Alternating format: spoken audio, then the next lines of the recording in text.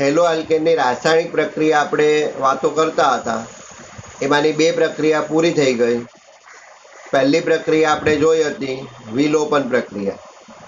વિલોપન પ્રક્રિયામાં જો બે બીટા કાર્બન હોય તો કઈ નિપજ પ્રાપ્ત થાય?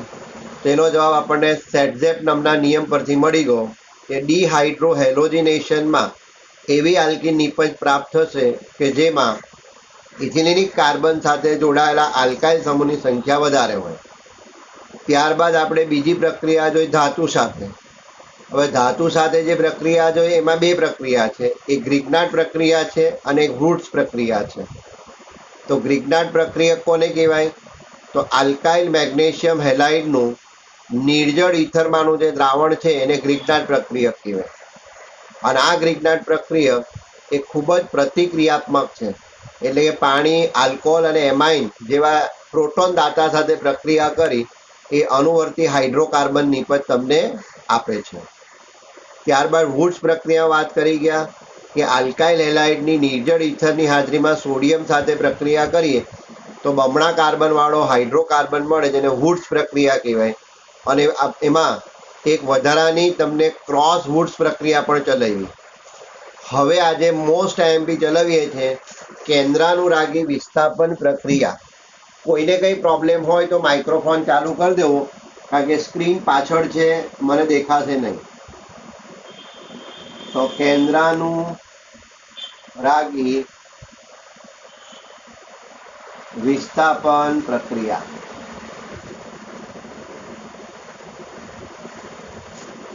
તો પહેલા તો આ જે નામ છે તેને સમજી લઈએ.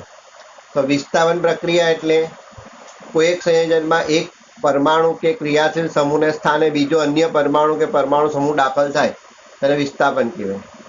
કેન્દ્રાનુરાગી, જેને કેન્દ્ર પ્રત્યે આકર્ષણ હોય એ. તો આ પણ આપણે બેઝિકના તે દિવસે જોઈને આવ્યા કે જ્યારે સહસંયોજક બંધનું વિષમ ભાગ વિભાજન થાય ત્યારે ઋણ આયન ધરાવતા ભાગ આપણે કહીએ છીએ કેન્દ્રાનુરાગી. બરાબર છે? તો વિસ્થાપન પ્રક્રિયા કેન્દ્રાનુરાગી વડે થાય માટે આને કહેવાય કેન્દ્રાનુરાગી વિસ્થાપન પ્રક્રિયા. આટલું તમને ખ્યાલ આવી જવો જોઈએ. તો આ કેન્દ્રાનુરાગી પ્રક્રિયા એટલે સાદી ભાષામાં સમજાવું છું. દાખલા તરીકે આ ક્લોરોમિથેન છે. હવે આ CX બંધનું વિષમ ભાગી વિભાજન થાય તો ક્લોરીનની વિદ્યુત ઋણતા વધારે છે, એટલે સહસંયોજક બંધના ઇલેક્ટ્રોન લઈને ચાલ્યો જાય. બરાબર છે? તો આ કેન્દ્રાનુરાગી પ્રક્રિયક થઈ ગયો. આને કઈ નહીં મળ્યું એટલે આ CH3+. આ ઇલેક્ટ્રોન અનુરાગી આયન કહેવાય. તો કેન્દ્રાનુરાગી એટલે આ. હવે એને નોર્મલી સાદી ભાષામાં લખાશે NU, આમ, કારણ કે કેન્દ્ર એટલે ન્યુક્લિયસ, તેનો NU લીધેલો છે.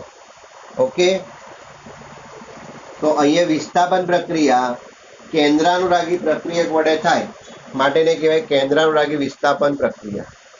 હવે આપણે એક સામાન્ય ઉદાહરણ દ્વારા બતાવીએ. દાખલા તરીકે આપણે કોઈ પણ આલ્કાઇલ હેલાઇડ લઈ લઈએ. આ કોઈ પણ આપણે આલ્કાઇલ હેલાઇડ લઈ લીધો. બરાબર? એ આલ્કાઇલ હેલાઇડની તમે કેન્દ્રાનુરાગી પ્રક્રિયક સાથે પ્રક્રિયા કરો તો શું થશે? એવું કહેવાય કે આ CX બંધ તૂટી જાય અને આ હેલોજનનું વિસ્થાપન આના વડે થઈ જાય. એટલે આ હેલોજન નીકળી ગયો અને એની જગ્યાએ જે કોઈ પણ કેન્દ્રાનુરાગી પ્રક્રિયક છે તે આવી ગયો. એટલે તમને નિપજ મળશે RNU X-. કારણ કે હેલોજન પોતાના ઇલેક્ટ્રોન લઈને છૂટા પડે. હવે તમારી પાસે બુક હોય તો પેજ નંબર 300 ઉપર એક કોષ્ટક આપેલો છે. પેજ નંબર 300 ઉપર એક કોષ્ટક આપેલો છે. હવે હું તમને સમજાવતો જાઉં છું એને, તો જરા ધ્યાન રાખજો. દાખલા તરીકે તમે કોઈ પણ કેન્દ્રાનુરાગી પ્રક્રિયક લઈ લીધો, દાખલા તરીકે RX લઈ લીધો. હવે કેન્દ્રાનુરાગી પ્રક્રિયક તરીકે તમે આની NOH સાથે પ્રક્રિયા કરો છો. કોની સાથે? NOH. તો આમાંથી આયનીકરણ કરો તો Na+OH-. તો પ્રક્રિયક કયો લીધો છે? Sodium hydroxide. તેમાંથી છૂટું શું પડ્યું? કેન્દ્રાનુરાગી પ્રક્રિયક OH-1. તો તમને શું મળ્યો? તો ROH, એટલે કે તમને આલ્કોહોલ મળ્યો. શું મળ્યો? આલ્કોહોલ. હવે છૂટું શું પડે? તો Na+ અને X-, એટલે તમને NX મળ્યો. હવે આજે પેજ નંબર 300 ઉપર જે આ કોષ્ટકની વાત કરી રહ્યો છું એ તમને એમસીક્યુમાં પૂછી શકાય. એટલે કેટલાકને ખબર નહીં પડે એટલે જરાક ધ્યાન રાખજો કે સાહેબ શું કરાવી ગયા ખબર જ નહીં પડશે, એવું નહીં થાય પછી. તો આ કોઈ પણ આલ્કાઇલ હેલાઇડ છે, એની આપણે સોડિયમ હાઇડ્રોક્સાઇડ પ્રક્રિયક સાથે પ્રક્રિયા કરી. તેમાંથી કેન્દ્રાનુરાગી પ્રક્રિયક કયો આવ્યો? OH-1.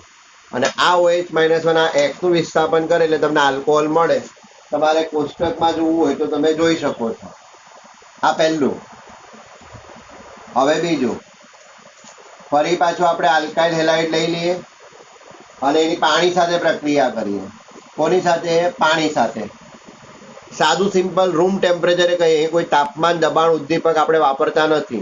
અને આ કોષ્ટકમાંથી 1 માર્કનો MCQ પૂછી શકાય, એટલે ધ્યાન રાખજો. આ કોષ્ટક ઉપર જ અત્યારે અમે 15 થી 20 મિનિટ આના પર જ નીકળશે, એટલે ધ્યાન રાખજો. તો આ પાણી એટલે આપણે વારંવાર કહીએ છીએ એમાં H+ હોય અને OH-. તો ફરી પાછું જોઈ લો, જ્યારે તમે પાણીને પ્રક્રિયક તરીકે વાપરશો ત્યારે કેન્દ્રાનુરાગી પ્રક્રિયક કયો છૂટો પડશે? OH-. તે ફરી પાછો એક્સનું વિસ્થાપન કરશે એટલે તમને આલ્કોહોલ આપશે. હવે આ H+ અને X- એટલે તમને નિપજ મળશે HX. તમારે મને કોષ્ટક જેવો આપેલો એવો લખીને નથી આપવાનો, આ રીતે જ લખીને આપવાનો છે. આજનું હોમવર્ક જ્યારે તમે મને મોકલશો ત્યારે આ રીતે લખીને મોકલવાનું છે. આ કોમન ભાષામાં પહેલી, પછી આપણે વાત કરતા જઈએ છીએ. ઓકે, ચાલો હવે આગળ વધીએ. દેખાય છે ને ક્લિયર તમને? और ત્રીજી પ્રક્રિયા હર્ષિત આવી ગઈ કે શું થયું?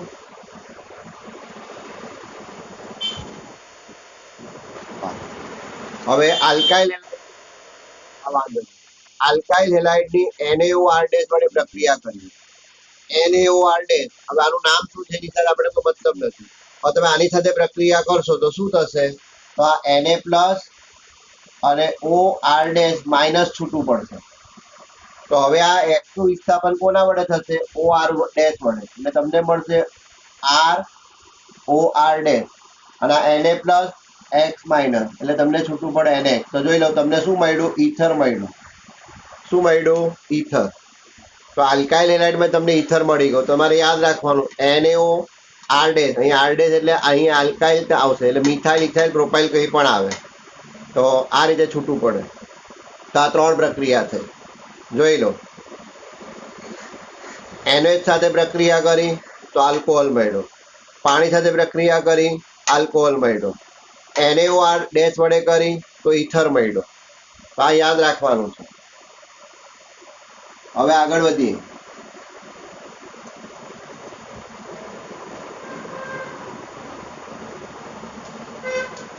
આપણે ચોથી પ્રક્રિયા લઈ લઈએ. ફરી પાછું RX લઈ લઈએ. હવે આ RX ની તમે સોડિયમ આયોડાઇડ સાથે પ્રક્રિયા કરો. કોની સાથે? સોડિયમ આયોડાઇડ સાથે. તો આમાં આનું આયનીકરણ કરો તો Na+, I-. તો I- એ કેન્દ્રાનુરાગી પ્રક્રિયક કહેવાય, કારણ કે ઋણ આયન છે. તો એ શું કરશે? આ એક્સનું વિસ્થાપન કરી નાખશે. એટલે આવી ગયું Ri + NaX, એટલે આયોડો આલ્કેન મળી ગયો તમને. અહીંયા શું મળ્યો? Iodo alkane. આ સાદું સિમ્પલ રૂમ ટેમ્પરેચરે થતી પ્રક્રિયા છે. જોઈ લો, કશું પણ કોઈ પ્રક્રિયા આપણે બીજા એડ કરતા નથી.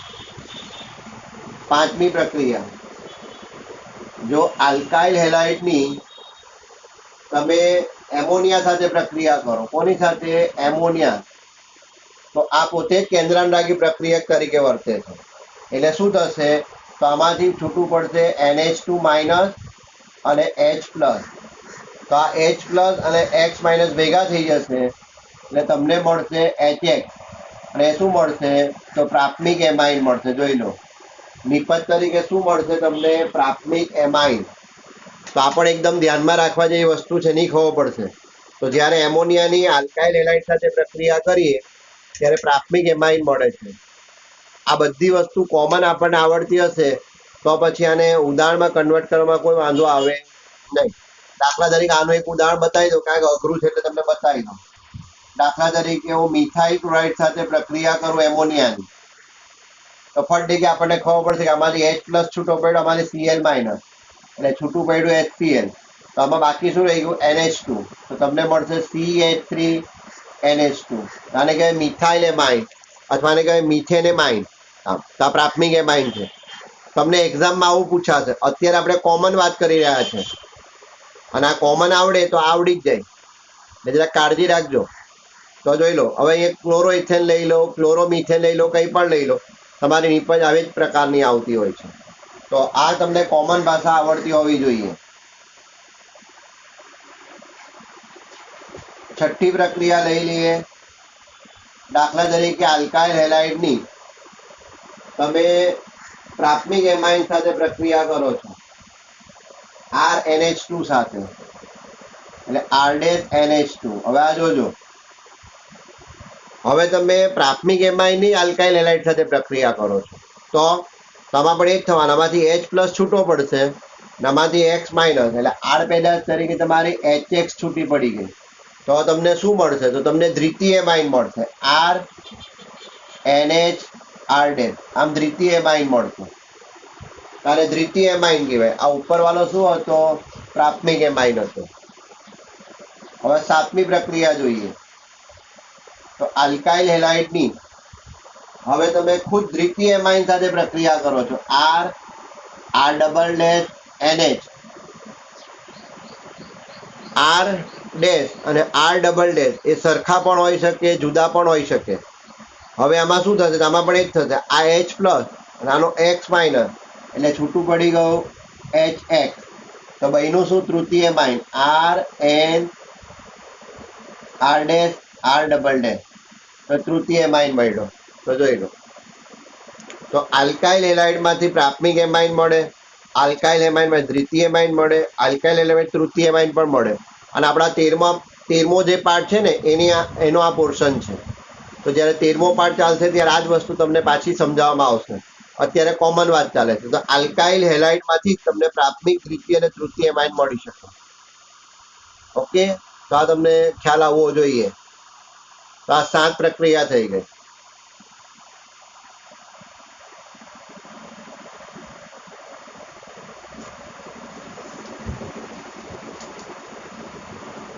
આઠમી લઈ લઈએ. તો આલ્કાઇલ હેલાઇડની તમે પોટેશિયમ સાયનાઇડ સાથે પ્રક્રિયા કરો. કોની સાથે? પોટેશિયમ સાયનાઇડ સાથે. તો આ K+ ના Cn- આવું છૂટું પડે. તો આ K+ અને X- ભેગા થઈ જશે એટલે ગૌણ નિપજ તમારી મળશે KX. અને તમને મુખ્ય નિપજ શું મળશે? RCN. એટલે તમારી મુખ્ય નિપજ તમને મળશે નાઇટ્રાઇલ, અને નાઇટ્રાઇલ કહેવાય.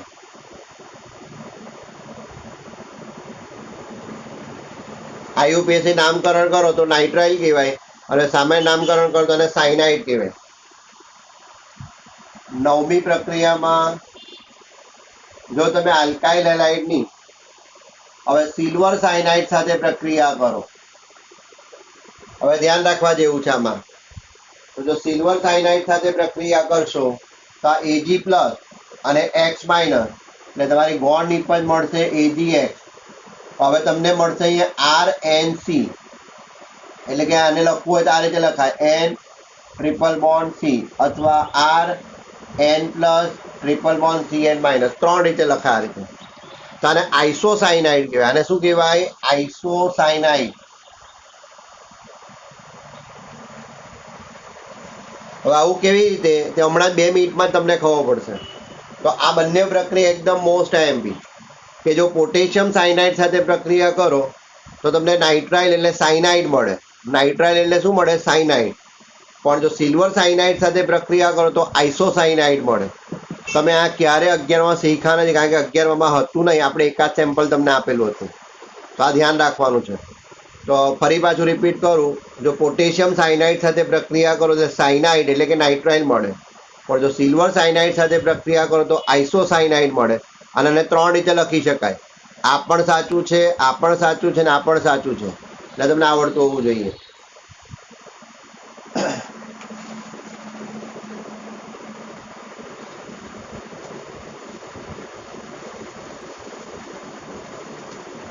હવે 10મી પ્રક્રિયા લઈ લઈએ. આલ્કાઇલ હેલાઇડની તમે પોટેશિયમ નાઇટ્રાઇટ સાથે પ્રક્રિયા કરો KNO2 સાથે, 11મી આલ્કાઇલ હેલાઇડની તમે સિલ્વર નાઇટ્રાઇટ સાથે પ્રક્રિયા કરો તો આ તમારે યાદ રાખવું પડશે ભાઈ. આ તમારે મોસ્ટ આઈએમપી, આ પણ હમણાં જ જોવાના છે આપણે. તો હવે તમે જો આ પ્રક્રિયા કરો તો આમાં તો K પ્લસ એક્સ માઇનસ એટલે ગોળ નિષ્પત્તિ તો તમારી છૂટી પડી ગઈ KX. અહીં વાત કરીએ તો Ag પ્લસ એક્સ માઇનસ એટલે AgX છૂટું પડી ગયું. તો મુખ્ય નિષ્પત્તિ શું મળે? મુખ્ય નિષ્પત્તિ શું મળે? તો જો પોટેશિયમ નાઇટ્રાઇટ સાથે પ્રક્રિયા કરશો, કોની સાથે? પોટેશિયમ નાઇટ્રાઇટ સાથે, તો તમને મળશે RONO2 NO. આમ એટલે આને કહેવાય આલ્કાઇલ નાઇટ્રાઇલ. આને શું કહેવાય? Alkyl nitrile. Alkyl nitrite. પણ જો તમે AgNO3 સાથે પ્રક્રિયા કરશો તો તમને મળશે RNO2 એટલે કે નાઇટ્રો આલ્કેન મળશે તમને. Nitro alkane. આ પણ એકદમ મોસ્ટ આઈએમપી. આવું પણ કઈ છે ત્યાં એ હમણાં જ જોવાના છે. આ પણ 2 જ મિનિટમાં પતે એટલે આ જ ચાલુ થવાનું છે. તો પોટેશિયમ નાઇટ્રાઇટ સાથે પ્રક્રિયા કરો. આ નાઇટ્રાઇટ છે, NO2 માઇનસ છે, તો એની સાથે પ્રક્રિયા કરશો તો આલ્કાઇલ નાઇટ્રાઇટ મળે. પણ સિલ્વર નાઇટ્રાઇટ સાથે પ્રક્રિયા કરો તો નાઇટ્રો આલ્કેન મળે. બરાબર છે. હવે 12મી પ્રક્રિયા, જો આલ્કાઇલ હેલાઇડની તમે કાર્બોક્સિલિક એસિડના સિલ્વર ક્ષાર સાથે કરો પ્રક્રિયા. આ કાર્બોક્સિલિક એસિડનો સિલ્વર ક્ષાર છે.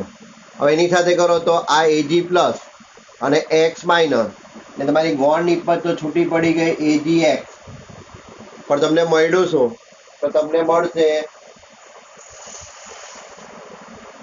એસ્ટર. એસ્ટર મળી ગયો. આ બધું MCQ છે, પૂછી શકાય. 13મી પ્રક્રિયા, જો તમે આલ્કાઇલ હેલાઇડની લિથિયમ એલ્યુમિનિયમ હાઇડ્રાઇડની હાજરીમાં પ્રક્રિયા કરો તો લિથિયમ એલ્યુમિનિયમ હાઇડ્રાઇડ એ રિડક્શન કરતા છે, તો તમને અનુવર્તી હાઇડ્રોકાર્બન મળે એટલે RH મળશે. એટલે કે તમે કોઈ પણ હેલો આલ્કેન લઈ લો, એનું રિડક્શન કરો લિથિયમ એલ્યુમિનિયમ હાઇડ્રાઇડ વડે તો એટલા જ કાર્બન વાળો હાઇડ્રોકાર્બન એટલે કે તમને આલ્કેન મળે છે. અને છેલ્લી 14મી પ્રક્રિયા,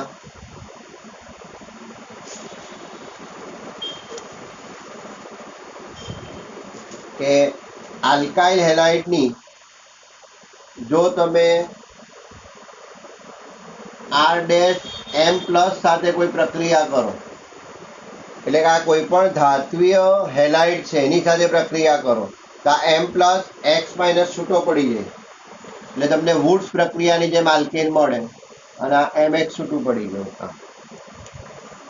તો ટોટલ 14 થી 15 પ્રક્રિયા થઈ અને આ 14 થી 15 જે છે એ તમારા માટે MCQ નો સબ્જેક્ટ થઈ ગયો. અને સૌથી મોસ્ટ આઈએમપી પેલી સાયનાઇડ વાળી, કે સાયનાઇડ ક્યારે મળે, આઇસોસાયનાઇડ ક્યારે મળે, એ રીતે નાઇટ્રાઇડ ક્યારે મળે, નાઇટ્રો આલ્કેન ક્યારે મળે. આ 4 તો એકદમ મોસ્ટ આઈએમપી. હવે આટલામાં કંઈ કન્ફ્યુઝન હોય તો બોલો, કારણ કે આ વસ્તુ વારંવાર લખવાથી જ આવડશે. એટલે તમે જે તે પ્રક્રિયાનું આયનીકરણ કરો તો બી આ બેમાં મેળ નથી ખાતો. એટલે આને તમે વારંવાર લખશો ને દીકરા તો જ તમને આવડશે, નહીં તો આમને આમ નહીં આવડે. બોલો હવે આમાં કંઈ કન્ફ્યુઝન છે? અને આ બધી આપણે કોમન લખી એટલે મેં તમને વચ્ચે વચ્ચે બતાવ્યું કે આવું આવું કરો એટલે આમ થઈ જાય. તો આવું કંઈ પણ કરો તો આવું થઈ શકે, પણ તમને આ આવડતું હોય તો આવડશે. એટલે આ કમ્પ્લીટ MCQ બેઝ છે. 14 સમીકરણ થયા, બરાબર છે. તો 14 દુ 28 અને બીજા 2 એક એક્સ્ટ્રા સવાલ મૂકી દો તો 30 થી 35 MCQ ખાલી આ કોષ્ટકમાંથી જ પૂછાય, ખાલી કોષ્ટકમાંથી. એટલે આ કોષ્ટકને તમે સમજો તો ઘણું બધું દરેક પાઠમાંથી આવી ગયું. બોલો કંઈ કન્ફ્યુઝન છે?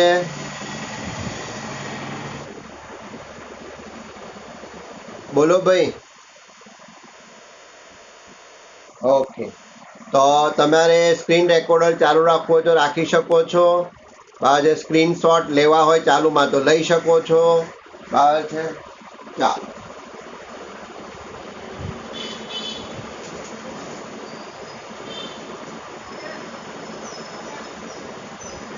તો સાદી ભાષામાં જોઈએ તો અત્યારે જ આપણે જે 14 પ્રક્રિયા કરી એ 14 પ્રક્રિયામાં આપણી પાસે 14 પ્રકારના કેન્દ્રાનુરાગી પ્રક્રિયક હતા એવું કહેવાય.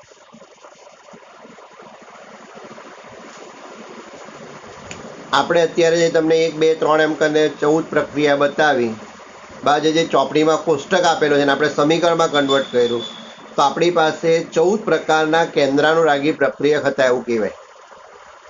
હા, તો હવે આ 14 કેન્દ્રાનુરાગી પ્રક્રિયકમાંથી આપણી પાસે માત્ર 2 કેન્દ્રાનુરાગી પ્રક્રિયક એવા છે કે જે 2 અલગ અલગ પરમાણુ સાથે જોડાઈ શકે અને 2 પ્રકારની નીપજ આપે, એટલે એને ઉભય ગુણધર્મી કેન્દ્રાનુરાગી પ્રક્રિયક કહેવાય. એટલે આ સૌથી મોસ્ટ આઈએમપી ઉભય ગુણધર્મી કેન્દ્રાનુરાગી પ્રક્રિયક અથવા ઉભયદંતી. ઉભય ગુણધર્મી ની કેવું હોય તો ઉભયદંતી.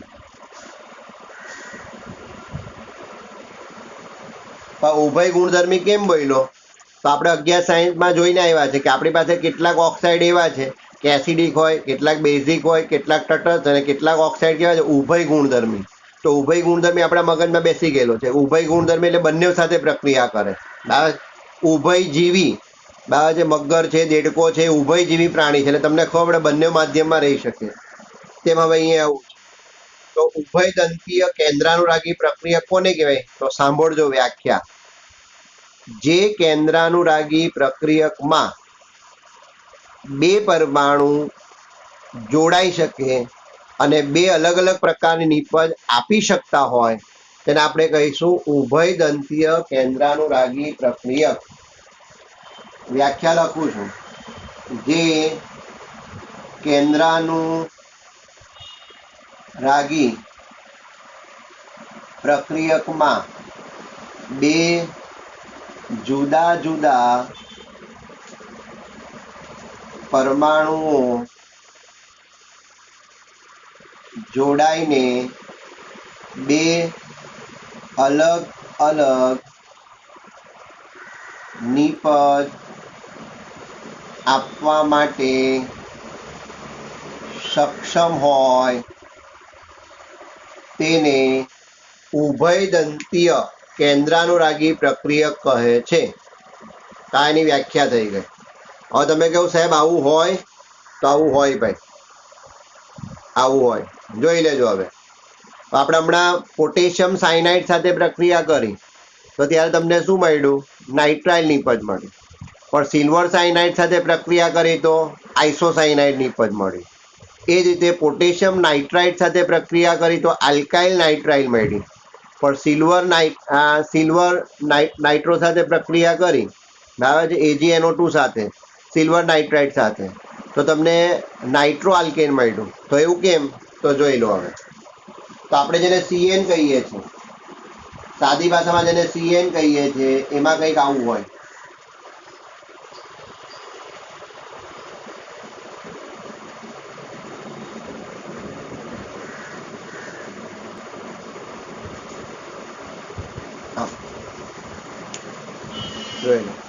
હવે આનો મતલબ એવો થાય કે હાઇડ્રોકાર્બનના કાર્બન સાથે આ જોડાય છે. કોણ? કાર્બન. તો હાઇડ્રોકાર્બનના કાર્બન સાથે આ જોડાશે ત્યારે તમને મળશે સાયનાઇડ નીપજ, એટલે કે નાઇટ્રાઇલ નીપજ મળે. સાયનાઇડ એટલે કે નાઇટ્રાઇલ. પણ જો હાઇડ્રોકાર્બનના કાર્બન સાથે નાઇટ્રોજન જોડાય, હાઇડ્રોકાર્બનના કાર્બન સાથે નાઇટ્રોજન જોડાય તો તમને આઇસોસાયનાઇડ નીપજ મળે. આઇસોસાયનાઇડ નીપજ મળે. આપણે તો શું લખી દે ખબર? દેશી ભાષામાં આપણે તો આવું જ લખી દઈએ છીએ CN. આમ પણ એકચ્યુઅલી આ જે તમે જેને CN કેવું છે ને, તે ઉભયદંતીય કેન્દ્રાનુરાગી પ્રક્રિયક છે. એટલે આમાં કાર્બન પણ જોડાઈ શકે અને નાઇટ્રોજન પણ જોડાઈ શકે. જો કાર્બન જોડાય તો મળતી નિપજને નાઇટ્રાઇલ આયુપીએસી નામમાં અને સામાન્ય નામમાં સાયનાઇડ કહેવાય. પણ જો નાઇટ્રોજન જોડાય તેને આઇસોસાયનાઇડ કહેવાય. તો એ ખબર પડે છે ભાઈ, આવું છે. હવે હજુ જરાક સ્ક્રીનને પાછળ લઈ લો એટલે આખું દેખાઈ જાય તમને. હવે આ નામ કાઢી નાખું છું કારણ કે મને નડે છે. હવે એ જ રીતે N ડબલ બોન્ડ O અને O માઇનસ અને નાઇટ્રોજન ઉપર 2 ટપકા. આ દેખાય છે તમને સ્ક્રીન ઉપર? આ દેખાય છે? હા, તો જોઈ લો. આપણે તો સાદી ભાષામાં શું લખી દઈએ ખબર છે? આપણે તો NO2 લખી દઈએ છીએ, આમ NO2 આવું લખી દઈએ છીએ. પણ એકચ્યુઅલી એવું નથી. હવે NO2 માં આવું છે, જો ઓક્સિજન જોડાશે ને હાઇડ્રોકાર્બન ના કાર્બન સાથે ઓક્સિજન જોડાશે તેને નાઇટ્રાઇડ કહેવાય. જોજો આ ઓક્સિજન જોડાશે ને હાઇડ્રોકાર્બન ના કાર્બન સાથે તેને નાઇટ્રાઇડ કહેવાય. હા, પણ જો હાઇડ્રોકાર્બન ના કાર્બન સાથે નાઇટ્રો જોડાશે, આ નાઇટ્રોજન જોડાશે એને નાઇટ્રો સંયોજન કહેવાય. એટલે સ્ક્રીન ઉપર જે મેં વ્યાખ્યા લખી છે તમે જોઈ લો. હવે જોઈ લો, જે કેન્દ્રાનુરાગી પ્રક્રિયકમાં 2 જુદા જુદા પરમાણુ જોડાઈને 2 અલગ અલગ નિપજ આપવા માટે સક્ષમ હોય તેને જ ઉભયદંતીય કહેવાય. તો જોઈ લો, આમાં કાર્બન જોડાય તો તમને શું મળે? સાયનાઇડ એટલે નાઇટ્રાઇડ. આમાં નાઇટ્રોજન જોડાય તો આઇસોસાયનાઇડ મળે. આમાં તમે જો ઓક્સિજન જોડાશે તો તમને નાઇટ્રાઇડ મળે છે, પણ જો નાઇટ્રોજન જોડાય તો નાઇટ્રો સંયોજન મળે છે. એટલા માટે મેં તમને જે 14 પ્રક્રિયા ચલાવી એમાં 4 પ્રક્રિયા મોસ્ટ આઈએમપી કહી છે. એનું કારણ આ છે, કારણ કે આ તમને કામ લાગશે. આ જ વસ્તુ એક્ઝેક્ટલી હમણાં જે આ વસ્તુ તમને ચલાવી ને એ 9મા પાઠમાં બંધારણીય સમઘટકતામાં આવશે. અને ત્યારે આને આપણે નવું નામ આપીશું લિંકેજ સમઘટકતા, બંધનીય સમઘટકતા. મારા મિત્રો, ભાઈઓ અને બહેનો કાન ખંખેરીને સાંભળતા જજો. મેં 9મો પાઠ કહું છું. ગઈકાલે પણ મેં 9મો પાઠ કીધો હતો, આજે પાછો 9મો પાઠ. આજે અત્યારે મેં તમને ચલાવ્યું ઉભયદંતીય વાળું. આ જ વસ્તુ જ્યારે 9મો પાઠ ચાલશે સંકીર્ણ સંયોજન, અને જ્યારે એમાં બંધાય સમઘટકતાની વાત કરીશું ત્યારે આ જ વસ્તુને આપણે એક નવું નામ આપી દઈશું બંધનીય સમઘટકતા, લિંકેજ સમઘટકતા. એટલે આ તમને આવડતું હોવું જોઈએ. બોલો, આટલામાં કઈ કન્ફ્યુઝન છે હવે? બોલો. હા, તો હા, હવે મેઇન થિયરી પર આવવા માટે મેં 35 થી 20 મિનિટ લીધી. તો આ બધી વસ્તુ બેઝિક છે કે ભાઈ કેન્દ્રાનુરાગી પ્રક્રિયા કોને કહેવાય, વિસ્થાપન પ્રક્રિયા કોને કહેવાય. અને આ સમજાવવા માટે જુદા જુદા કેન્દ્રાનુરાગી પ્રક્રિયક લઈએ તો આપણી પાસે કોષ્ટક છે 14 વાળો. તો એમાંથી કઈ કઈ નિપજ મળે. પછી ઉભયદંતીય કેન્દ્રાનુરાગી પ્રક્રિયક કોને કહેવાય, તમારે પણ આ જ રીતે લખવાનું છે. વ્યાખ્યા લખવાની અને એની નીચે આ રીતે લખી દેજો એરો મારને. એક્ઝેક્ટલી આ જ રીતે triple bond, double bond, minus, plus આ રીતે જ લખવાનું છે. આમાં કંઈ બાંધછોડ કરતા નહીં. તો જો કાર્બન જોડાય તો નાઇટ્રાઇલ એટલે સાયનાઇડ કહેવાય. જો નાઇટ્રોજન જોડાય તો આઇસોસાયનાઇડ કહેવાય. ઓક્સિજન જોડાશે તો નાઇટ્રાઇડ કહેવાશે. નાઇટ્રોજન જોડાય તો નાઇટ્રો સંયોજન કહેવાય. હા, હવે આપણે મુખ્ય થિયરી પર આવી જઈએ.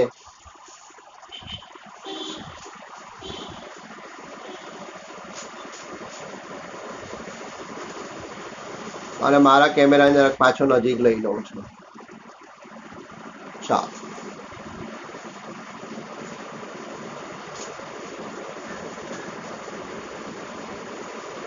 હવે આપણી જે મુખ્ય થિયરી છે આપણે એની વાત કરીએ છીએ. એ છે દ્વિઆણ્વીય કેન્દ્રાનુરાગી વિસ્થાપન પ્રક્રિયા. દ્વિઆણ્વીય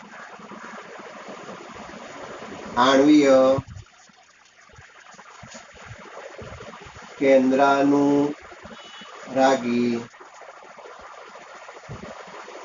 વિસ્થાપન પ્રક્રિયા, એટલે ટૂંકમાં કહેવાય SN2 પ્રક્રિયા. આને શું કહેવાય? SN2. કેટલાક લખવાના તો નીચે એન કરે તો બી ચાલે છે, આમ પણ કરે છે. આપણે લખી દઈએ છીએ સીધું ઉપર આમ SN2. હવે તમારો કેમિકલ કાઇનેટિક વાળો પાર્ટ ચાલી ગયો છે, એટલે તમને દ્વિઆણવીયનો મતલબ ખબર પડી ગયો. બોલો દ્વિઆણવીય એટલે શું ભાઈ? બોલો. હા હા બોલ, પાછો પાછો બરાબર છે. હું હા ઓકે ઓકે ગુડ. તો જોઈ લેજો હવે. હવે આ જે છે એનો અંગ્રેજી શોર્ટ ફોર્મ છે. જો કેન્દ્રાનુરાગીને શું કહેવાય? ન્યુક્લિયોફિલિક કહેવાય. વિસ્થાપનને શું કહેવાય? Substitute reaction. એટલે આનું એકચ્યુઅલમાં અંગ્રેજી નામ એવું થાય કે ન્યુક્લિયોફિલિક સબસ્ટિટ્યુટ સેકન્ડ ઓર્ડર રિએક્શન, આવું અંગ્રેજીમાં નામ થાય. એટલે આને ટૂંકમાં લખ્યું છે SN2. એટલે તમને થાય કે સાહેબ આ SN2 લખ્યું તમે, કે આ છે વિસ્થાપન. એને અંગ્રેજીમાં કહેવાય સબસ્ટિટ્યુટ એટલે S. કેન્દ્રાનુરાગીને ન્યુક્લિયોફિલિક એટલે N. અને દ્વિઆણવી એટલે સેકન્ડ ઓર્ડર રિએક્શન, એનો 2 લખ્યો છે.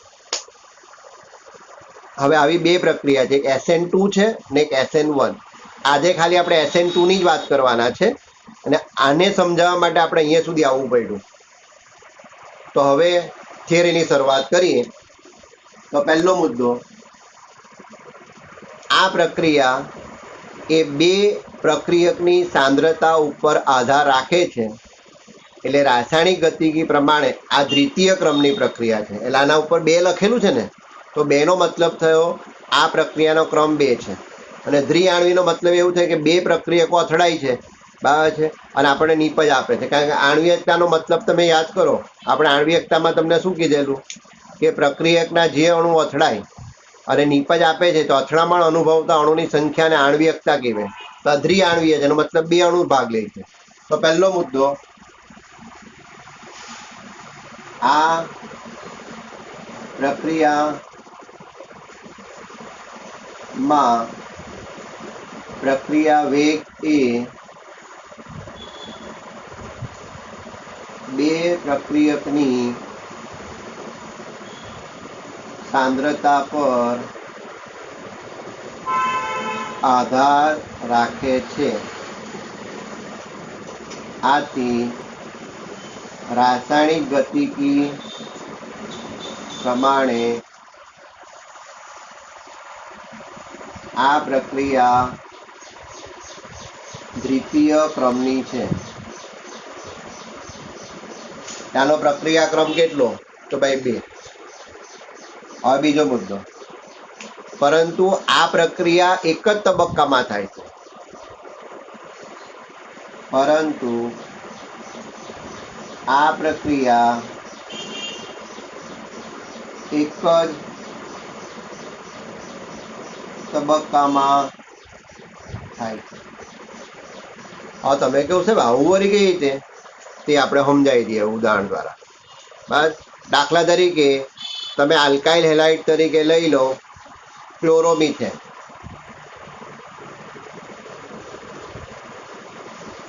આ ક્લોરોમિથેન લઈ લીધું.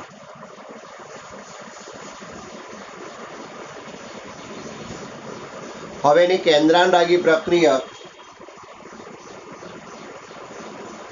OH-1 સાથે પ્રક્રિયા કરો. તો આપણે હમણાં જ તમને કહ્યું કે તમે NOH સાથે પ્રક્રિયા કરો કે પાણી સાથે, તો OH-1 શું કરશે? આ Cl નું વિસ્થાપન કરી નાખશે. તમને શું મળી ગયો? આલ્કોહોલ એટલે મિથેનોલ મળી ગયો. અને છૂટું શું પડ્યું? આ Cl-1. તો આ તો આપણે જે નોર્મલી લખતા હતા ને દીકરા, આ એવી રીતે લખ્યું છે. એકચ્યુઅલી થાય શું તો હવે બતાવીએ. તો હવે આપણો મુખ્ય પ્રક્રિયક કોણ છે? ક્લોરોમિથેન. કેન્દ્રાનુરાગી પ્રક્રિયક કોણ છે? OH-. તો હવે આ ક્લોરોમિથેનનો જે વિન્યાસ છે, એ શબ્દ આવે છે વિન્યાસ. વિન્યાસ એટલે શું?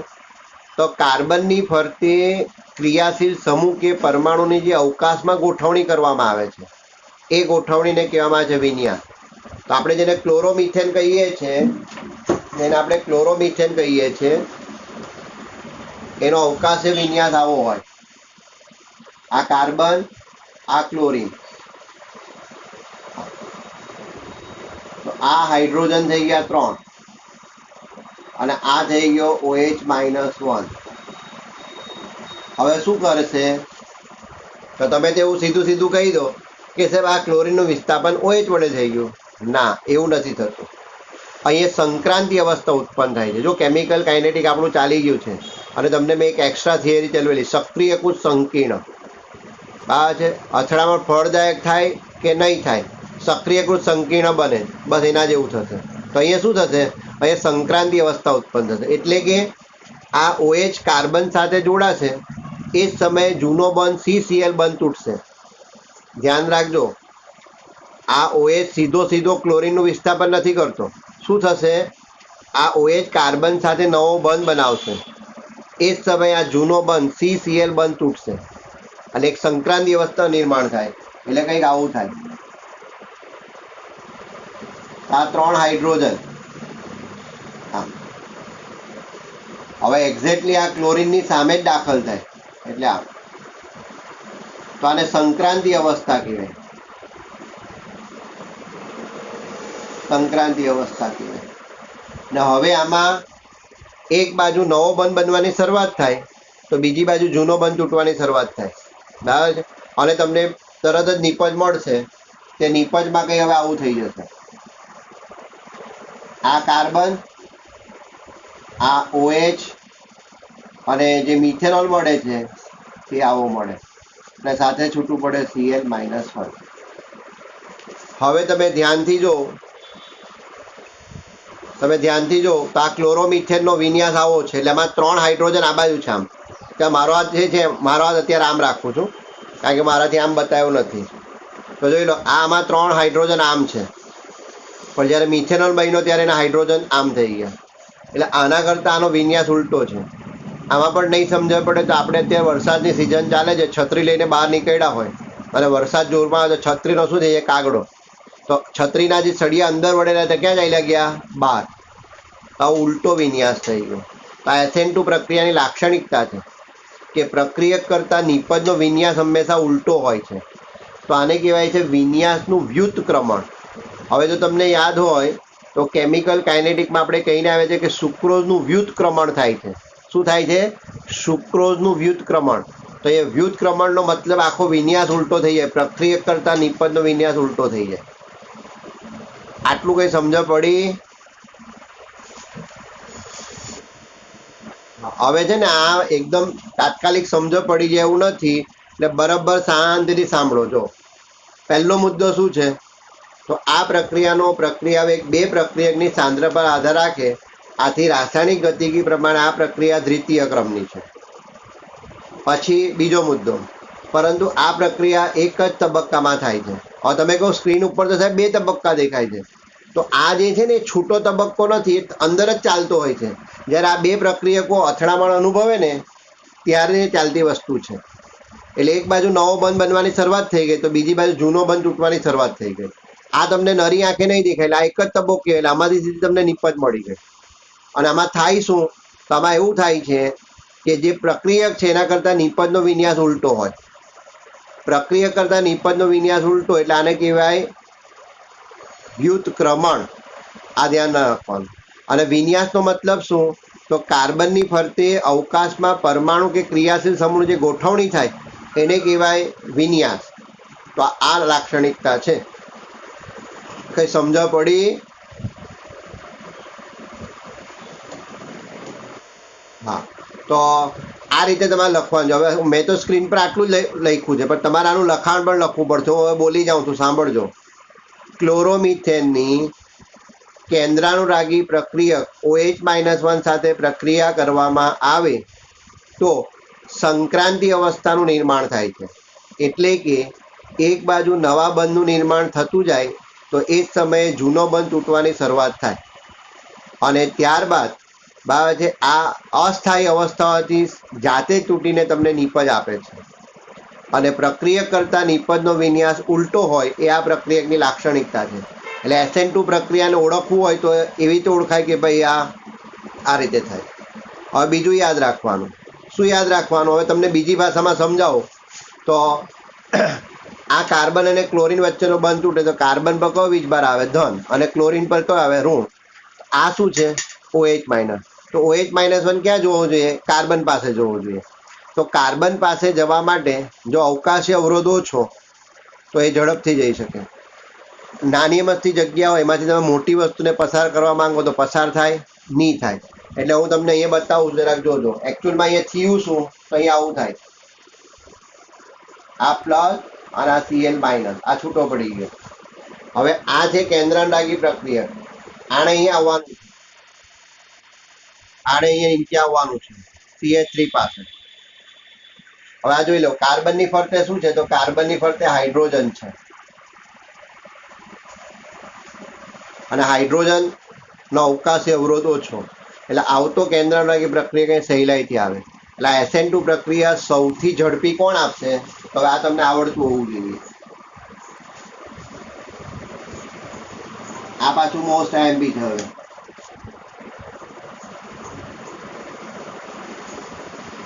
હવે આ તમારે ક્રમ યાદ રાખવાનો છે જે હું બતાવું છું તે. તો આ SN2 પ્રક્રિયાની પ્રતિક્રિયાત્મકતાનો ક્રમ, પ્રતિક્રિયાત્મકતાનો ક્રમ એટલે કોણ આ પ્રક્રિયા ઝડપી આપે? તો સૌથી પહેલા જે આલ્કાઇલ હેલાઇડ હોય એ આપે. દાખલા તરીકે આપણું જે મિથાઇલ હતો તે, આપણે તે દિવસે પણ કીધેલું કે હેલાઇડ જે છે એ તો 3 પ્રકારના, પ્રાથમિક, દ્વિતીય અને તૃતીય. તો આના પછી કોણ આપશે? પ્રાથમિક આપશે. એના કરતાં ધીમી કોણ આપશે? દ્વિતીય આપશે. એના કરતાં ધીમી કોણ આપશે? તૃતીય આપશે. એટલે SN2 પ્રક્રિયા કોની સાથે ઝડપી થાય? તો SN2 પ્રક્રિયા આલ્કાઇલ સાથે, એટલે મિથાઇલ, ઇથાઇલ, ક્લોરાઇડ સાથે ઝડપી થાય. તો હવે જો એમાં પ્રકાર હોય પ્રાથમિક, દ્વિતીય અને તૃતીય, તો આ તમને ઓળખતા આવડતું હોવું જોઈએ. તો પ્રાથમિક હેલાઇડ ઝડપી આપશે જો આ 3 હોય તો. બરાબર. એના કરતાં દ્વિતીય હજુ ધીમી આપશે, અને સૌથી ધીમી કોણ આપે? તૃતીય. કેમ આવું? કારણ કે જેમ જેમ તમે પ્રાથમિકથી દ્વિતીયક તરફ જાઓ, દ્વિતીયકથી તૃતીયક તરફ જાઓ, તો અવકાશી અવરોધ વધતો જાય, અને અવકાશી અવરોધ વધતો જાય તો જે પેલો કેન્દ્રાંડાગી પ્રક્રિયા પ્લસ કાર્બન પાસે આવવાનો છે, ત્યાં વીજભાર જે છે એની સાથે એટ્રેક્શન થવાનું છે એ ઓછું થાય, એટલે ત્યાં જઈ નથી શકતો. જ્યારે અહીં એવું હોતું નથી. તો આ ક્રમ યાદ રાખવાનો. આટલું સમજ પડી ભાઈ? તો આજે જો સમય રહે તો આખી થિયરી લખાવીશ, અથવા તમે મને હોમવર્કમાં લખીને આપો, પછી હું તમને આવતીકાલે જ્યારે ક્લાસમાં પીરિયડ ચાલુ છે આખી થિયરી લખીને બતાવીશ, અથવા હું બોલીશ, તમારે લખવાનું રહેશે. અત્યારે ઘરે જઈને તમારે આ જ કામ કરવાનું છે. તો આ તમારી SN2 પ્રક્રિયા છે. હવે આ SN2 જે તમે શીખા એના ચોપડીમાં આપેલા સવાલો આપણે જોતા જઈએ. હવે બરાબર છે? રોજ આપણે આ કામ કરીએ છીએ, જરાક જોજો.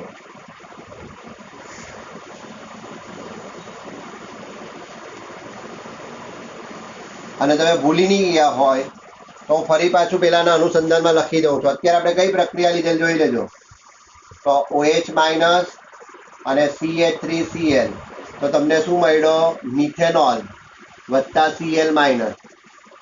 આ પ્રક્રિયાનો પ્રક્રિયાક્રમ કયો એવું તમને હવે પૂછે તો આવડતું હોવું જોઈએ. આનો પ્રક્રિયાક્રમ કેટલો છે? 2. તો આનો પ્રક્રિયા વેગ શું લખાય? જોઈ લો, ચોથો પાઠ આવી ગયો કેમિકલ કાઇનેટિક. આનો પ્રક્રિયા વેગ શું લખાય? તો પ્રક્રિયા વેગ બરાબર K OH minus into CH3Cl. આવું લખાય. કોમન ભાષામાં લખવું તો પ્રક્રિયા વેગ બરાબર K, આ કેન્દ્રાંડાગી પ્રક્રિયા છે એટલે NU, અને આ શું છે? મુખ્ય પ્રક્રિયક છે એટલે આ પ્રક્રિયક. હા હા, હવે કેમ નહીં દેખાયું? શું થયું? હવે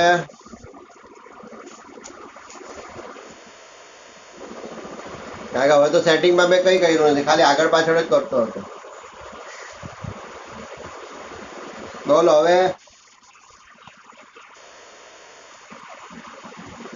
હજુ પણ ચાલો. હવે આ જે છે હમણાં ચાલે છે કયો પાર્ટ? ઓર્ગેનિક. મને કેમિકલ કાઇનેટિક સાથે જોડી દીધું. તમને આવું આપી દે OH પ્લસ CH3 મિથેનોલ વત્તા Cl, તો તમને કંઈક આનો પ્રક્રિયા વેગ લખો, તો પ્રક્રિયા વેગ કેમિકલ કાઇનેટિક પણ આ રીતે લખી શકાય. આ ઉદાહરણ પ્રમાણેના કોમન ભાષામાં. અને 2 પ્રક્રિયાઓ ભાગ લે છે એટલે આનો પ્રક્રિયાક્રમ કેટલો? 2. આ 1 અને આનો 1, એટલે આના સંદર્ભમાં 1, આના સંદર્ભમાં 1, એટલે 1 વત્તા 1 2. તો આ તમને ખબર હોવી જોઈએ. ઓકે, ચાલો. એટલે જોઈ લો, કેમિકલ કાઇનેટિક પણ અહીંયા સંકળાયેલું છે. હવે આ વસ્તુ જે તમે ભણ્યા એને સમજાવવા માટે આપણે સ્વાધ્યાયનો 9મો 16મો અને ઉદાહરણનો 6ઠ્ઠો લઈ લઈએ છીએ. તો તમારી પાસે ટેક્સ્ટબુક હોય તો પેજ નંબર 304 ઉપર આવી જાઓ. પેજ નંબર 304 ઉપર આવી જાઓ, જ્યાં ઉદાહરણ આપ્યું છે 10.6. દેખાય છે ને ભાઈ તમને લોકોને? હા, હવે જોજો, હું સવાલ વાંચું છું ને સમજાવું છું. 10.6 માં એવું લખ્યું છે, નીચે દર્શાવેલ હાઇડ્રોજન સંયોજનોની જોડીમાં કયું સંયોજન SN2 પ્રક્રિયા ઝડપથી આપે છે? તો પહેલું જોડકું આવું આપ્યું છે. પહેલું જોડકું આપ્યું છે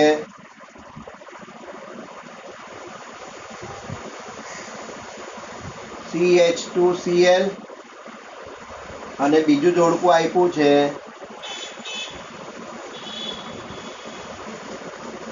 Cl. આ આપ્યું છે. અને બીજું ઉદાહરણ આપ્યું છે લિનિયર સ્ટ્રક્ચર 1 2 3 અને અહીંયા આપ્યો છે I અને અહીંયા આપ્યું છે ફરી પાછું આવું 1 2 અને Cl. હવે તમને એવું પૂછે છે કે આ બેમાંથી કોણ SN2 પ્રક્રિયા ઝડપથી આપશે, અને બીજામાં પણ એવું જ પૂછ્યું કે આ બેમાંથી કોણ SN2 પ્રક્રિયા ઝડપથી આપશે. તો સાહેબ કે તમે ભણાવ્યું ને આ શું પૂછો છો? તો ભલા માણસ જે ભણાવ્યું તે આ હમણાં જ તમને કીધું કે ક્રિયાશીલતાનો ક્રમ શું હોય. તો આલ્કાઇલ હેલાઇડ, પછી પ્રાથમિક, પછી દ્વિતીયક અને પછી તૃતીયક.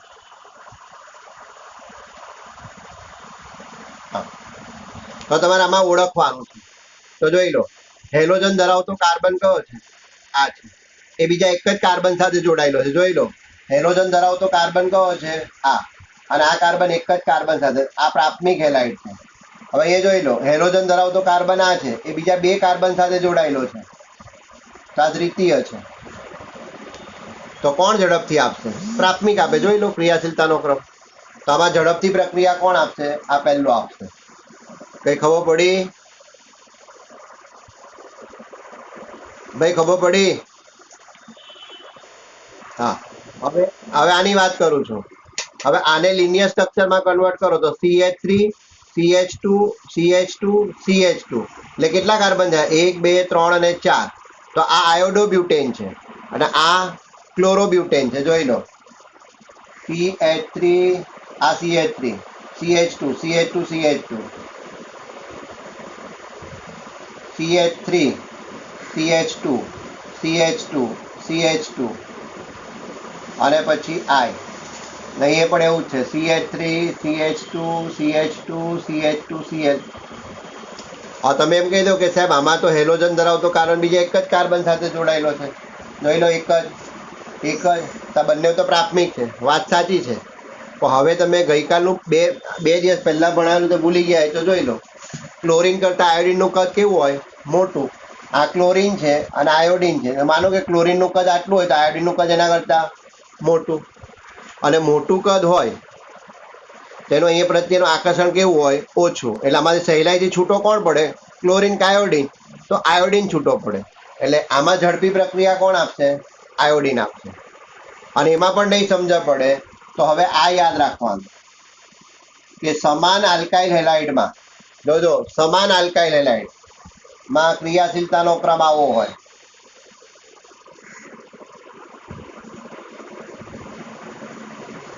જોઈ લો, ફ્લોરિન કરતા ક્લોરીનનું કદ મોટું, ક્લોરીન કરતા બ્રોમિનનું મોટું, બ્રોમિન કરતા આયોડિનનું મોટું. એટલે જો આલ્કાઇલ સરખા હોય તો સૌથી ઝડપી કોણ આપશે? આયોડિન. કારણ કે આયોડિનનું કદ મોટું છે અને કદ મોટું છે એટલે સહેલાઈથી છૂટો પડી શકે, કારણ કે એને કાર્બન પ્રત્યે આકર્ષણ હોતું નથી એટલું ઝડપથી, જે આપણે અગાઉ કહેતા હતા તે. તો આ તમારો 10.6 જવાબ થઈ ગયો. આ બેમાં સૌથી ઝડપી કોણ આપે? આ આપે, કારણ કે આ પ્રાથમિક હેલાઇડ છે. આ બેમાં ઝડપી કોણ આપશે? તો આયોડિન આપે છે, કારણ કે આયોડિનનું કદ મોટું છે ક્લોરીન કરતા, એટલે આ ઝડપથી છૂટો પડશે. બરાબર છે? અને આજે યાદ રાખવું. અને આ ચોપડીમાં હિન્ટ પણ લખીને આપેલી જ છે, એટલે તમને આ ખબર હોવી જોઈએ. હવે સ્વાધ્યાયનો 9મો સવાલ લઈ લઈએ. તો તમારી પાસે બુક હોય તો સ્વાધ્યાયનો 9મો અને પછી આપણે 16મો જોઈએ. તો સ્વાધ્યાયનો 9મો સવાલ કાઢો. સ્વાધ્યાયનો 9મો. તો પેજ નંબર 320. પેજ નંબર 320 પર છે. જો નીચે દર્શાવેલી પ્રત્યેક જોડીમાંથી કયું સંયોજન SN2 પ્રક્રિયામાં OH સાથે વધુ ઝડપી પ્રક્રિયા કરશે? બસ વસ્તુ તો એની જ છે કે SN2 કોની સાથે ઝડપી થશે એવું પૂછે છે, અને OH સાથે એવું આપ્યું છે. તો જોઈ લો, પહેલામાં શું છે? બ્રોમોમિથેન છે, અને એની સાથે બીજું કોણ છે? આયોડોમિથેન છે. આ પહેલું છે. બીજામાં શું છે? તો બીજામાં આપ્યું છે CH3 3 ટાઈમ CCl, અને બીજું આપ્યું છે CH3Cl. તો હવે કોણ OH સાથે ઝડપથી પ્રક્રિયા કરશે એવું કહે છે. એટલે તમને તમારે એવું સમજવાનું આમ છે, જો CH3Br વત્તા OH માઇનસ, CH3I વત્તા OH માઇનસ. તો આમાંથી કોણ ઝડપથી આલ્કોહોલ બનાવશે એવું પૂછે છે. તો હમણાં જ તમને કીધું, જો આલ્કાઇલ હેલાઇડ સરખા હશે બરાબર છે, તો શું જોવાનું છે? હેલોજનનું કદ. તો બ્રોમિન કરતાં આયોડિનનું કદ કેવું છે? મોટું. તો આમાંથી તમને ઝડપથી મિથેનોલ મળશે. ઝડપથી મિથેનોલ મળશે ને આ છૂટો પડે. આમાંથી બી મળશે, તો બ્રોમિન કરતાં આ પ્રક્રિયા કેવી હશે? ઝડપી. એટલે કોણ ઝડપી પ્રક્રિયા આપશે? આ આપશે. હવે એ જ રીતે અહીંયા છે, જો આને છૂટું કરો તો આ CH3 3 ટાઈમ છે. હવે આની તમે OH-1 સાથે પ્રક્રિયા કરો, અને CH3Cl ની OH-1 સાથે પ્રક્રિયા કરો.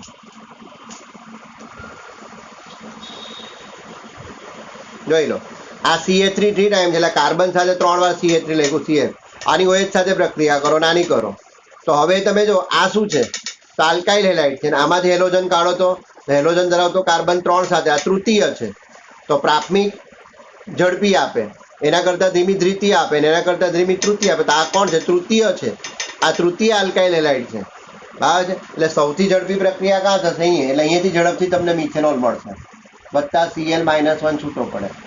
આમાંથી બી તમને આલ્કોહોલ તો મળશે જ, CH3C CH3 CH3OH. પણ આ તૃતીય આલ્કાઇલ હેલાઇડ છે, જો હેલોજન ધરાવતો કાર્બન બીજા 3 સાથે જોડાયેલો છે, એટલે આમાં ધીમી થશે, આમાં ઝડપી થશે. ઉપર પણ એવું જ પૂછ્યું છે, જોઈ લો. તો આયોડોમિથેન માંથી તમને મિથેનોલ ઝડપથી મળશે, કારણ કે આઈ વાળી પ્રક્રિયામાં આઈનું કદ મોટું છે, એટલે ઝડપથી છૂટું પડે. તો તમે જે ભણ્યા ને એનું આ એપ્લિકેશન જોઈ લો. હવે સ્વાધ્યાયનો જોઈ લઈએ 10મો સવાલ કે 16મો સવાલ. મેં કહો તે તો 16મો સવાલ જોઈ લઈએ. સ્વાધ્યાયનો 16મો સવાલ એ જ પેજ નંબર પર છે. જોઈ લો, એવું આપ્યું છે, પ્રત્યેક જૂથના સંયોજનને SN2 વિસ્થાપન પ્રક્રિયા પ્રત્યેની પ્રતિક્રિયકતાના ક્રમમાં ગોઠવો. એટલે કોણ ચડતો કે કોણ ઉતરતો છે એવું આપેલું છે. હવે અહીંયા જોઈ લઉં, નામ આપ્યા છે. શું આપ્યા છે? નામ આપ્યા છે. એટલે આપણે સૌથી પહેલા શું બનાવવું પડશે? બંધારણીય સૂત્ર. તો જો પહેલામાં જોઈ લો, ચાલો શું નામ આપ્યું છે? 2 બ્રોમો 2 મિથાઇલ બ્યુટેન. બ્યુટેન છે એટલે 4 કાર્બન. જોજો આપણે નંબરિંગ આપણા હાથમાં જ, એટલે 1 2 3 4. શું નામ છે? 2 બ્રોમો. તો અહીંયા BR લગાવી દઈએ. 2 બ્રોમો 2 મિથાઇલ બ્યુટેન. તો અહીંયા 2 methyl butane. 2 bromo 2 methyl butane. કાર્બનની વેલેન્સી પૂરી કરી દે. આપણે નંબરિંગ આ કાર્ડ નાખીએ છીએ. આ CH3 CH2 અને આ CH3. આ તમારું પહેલું ઉદાહરણ. પછી બીજું ઉદાહરણ છે 1 બ્રોમોપેન્ટેન. 1 બ્રોમોપેન્ટેન એટલે 1 2 3 4 ને 5. આ અહીંયા પહેલો નંબર આપી દઈએ તો 1 બ્રોમોપેન્ટેન એટલે અહીંયા BR. આ CH2, આ CH2, આ CH2, આ CH2 અને આ CH3. અને પછી આપ્યું એ 2 બ્રોમોપેન્ટેન.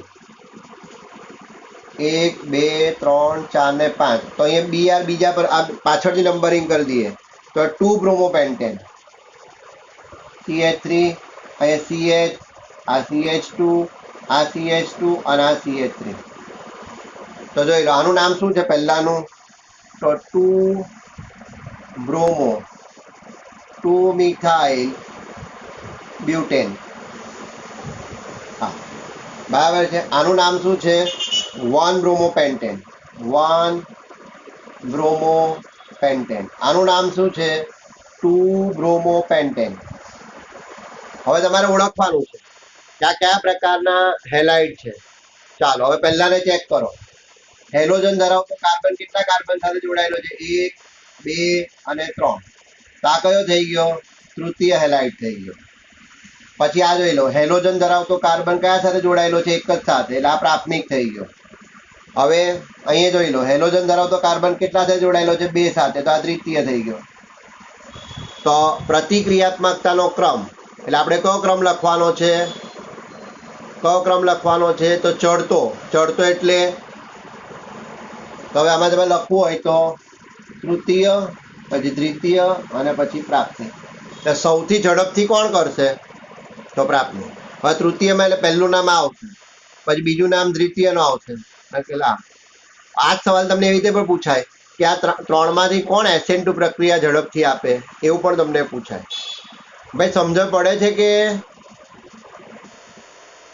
હા, તો જોઈ લો આ શું કામ લાગ્યું? તો આ પાઠનો પહેલો દિવસ કામ લાગી ગયો. આલ્કાઇલ હેલાઇડનું વર્ગીકરણ SN2 SN3 સંકરણ વાળું જે કરેલું ને, તે હેલોજન ધરાવતો કાર્બન જે sp3 સંકરણ ધરાવતો હોય તેના 3 પ્રકાર પડે: આલ્કાઇલ હેલાઇડ, એલાઇલિક હેલાઇડ અને બેન્ઝાઇલિક હેલાઇડ વાળું. જોઈ લો આ પ્રકાર થઈ ગયા. તો તમારે આવું નામ પરથી શું બનાવવું પડે? બંધારણ સૂત્ર. બંધારણ સૂત્ર બનાવો પછી તમારે ઓળખવા પડે કે આ હેલોજન ધરાવતો કાર્બન તો 3 સાથે જોડાયેલો એટલે આ તૃતીય આલ્કાઇલ હેલાઇડ છે. હેલોજન ધરાવતો કાર્બન એક જ સાથે જોડાયેલો એટલે આ પ્રાથમિક છે. હેલોજન ધરાવતો કાર્બન બીજા 2 સાથે જોડાયેલો એટલે આ દ્વિતીય છે. તો આપણે તો હમણાં જ શીખી ગયા કે પ્રાથમિક સૌથી ઝડપી આપે, એના કરતાં ધીમી દ્વિતીય આપે, એના કરતાં તૃતીય ધીમી આપે. આ તમારો ક્રમ થઈ ગયો અને કામ પૂરું. હવે એવો જ સવાલ છે બીજો. આવો જ સવાલ છે.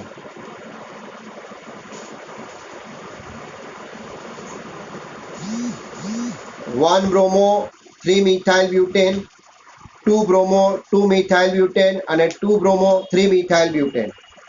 બધા બ્યુટેન જ છે, જોઈ લો. તો આપણે પહેલું લખીએ 1 બ્રોમો 3 મિથાઇલ બ્યુટેન.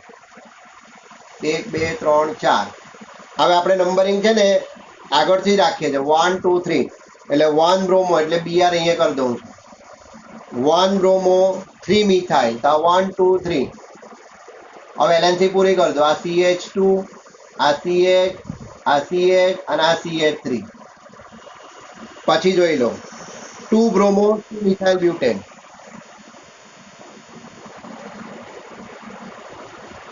તો 2 બ્રોમો 2 મિથાઇલ બ્યુટેન. હા,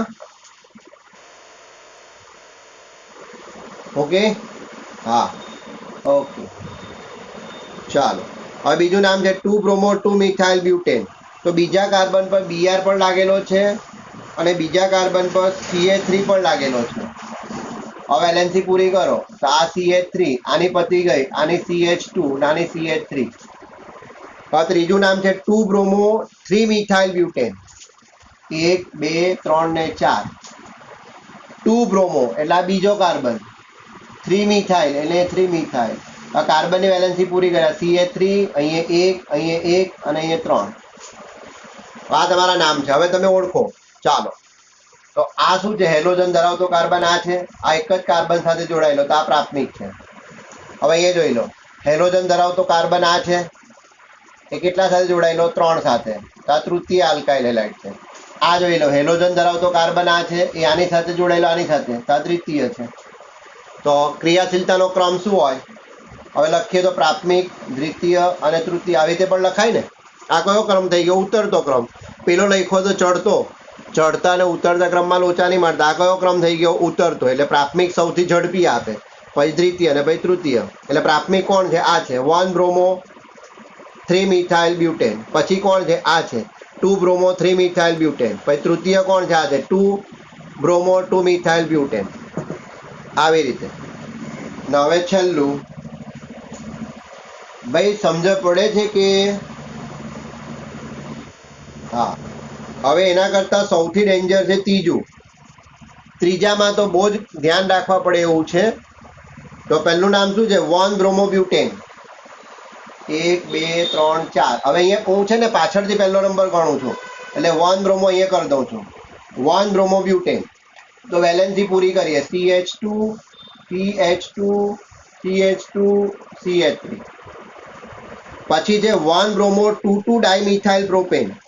પ્રોપેન છે એટલે 3 કાર્બન, 1 2 ને 3. પણ શું છે 1 બ્રોમો, આને હું 1 ગણી લઉં છું, તો 1 બ્રોમો 2,2 ડાયમિથાઇલ, તો આ 2,2 ડાયમિથાઇલ.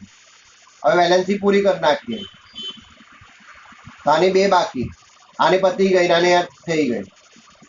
પછી છે 1 બ્રોમો 2 મિથાઇલ બ્યુટેન. બ્યુટેન છે તો પાછળથી નંબરિંગ કરીએ, તો 1 બ્રોમો એટલે એ 1 બ્રોમો કરી દઈએ, 1 બ્રોમો 2 મિથાઇલ, તો આ 2 મિથાઇલ બ્યુટેન. વેલેન્સી પૂરી કરો, આ CH3, આ CH2, આ CH અને આ CH2. અને ચોથું નામ છે 1 bromo 3 methyl butane. 1 bromo 3 methyl butane, 1 2 3 4. હું પાછળથી નંબરિંગ કરું છું, એટલે આ 1 બ્રોમો થઈ ગયું, અને 3 મિથાઇલ, તો આ 3 મિથાઇલ બ્યુટેન. વેલેન્સી પૂરી કરીએ, તો આ 1 બાકી, આ 2 બાકી અને આ 2 બાકી.